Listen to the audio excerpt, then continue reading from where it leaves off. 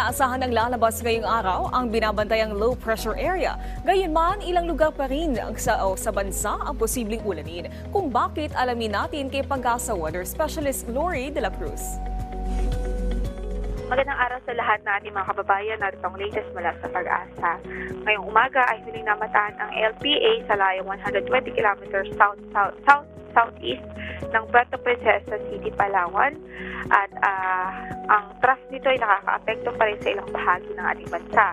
Samantala, ang northeast monsoon ay nakakaapekto sa Hilaga at gitnang Luzon at ang shear line naman nakakaapekto sa silang bahagi ng Southern Luzon. Sa ating pagtayo ng panahon, makakaranas ng mga pagulan at pagkita at pagkulog ang Zamboanga Peninsula, PERMM, Western Visayas, Mimaropa, Calabarzon, Bicol Region at Aurora dahil nga sa trough ng LPA at shear line. Samantala, may mga pagulan din inaasahan sa Cagayan Valley at Cordillera Administrative Region dahil naman sa epekto ng amihan.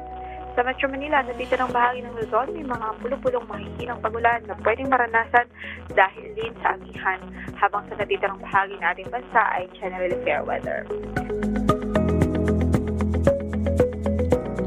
Samantala, narito naman ang listahan ng magtala ng pinakamabababang temperatura sa bansa sa araw na ito. Samantala, narito naman ang update sa lagay ng ating mga dam sa bansa.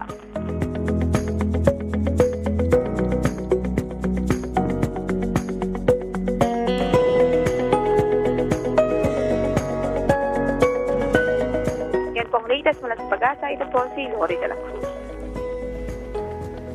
Maraming salamat Pag-asa Weather Specialist Lori de la Cruz at paalala muli sa ating mga kababayan para maging ligtas sa lahat ng pagkakataon mula sa epekto ng pabago-bagong panahon. Ugaliing tumutok dito lang sa PTV Info Weather.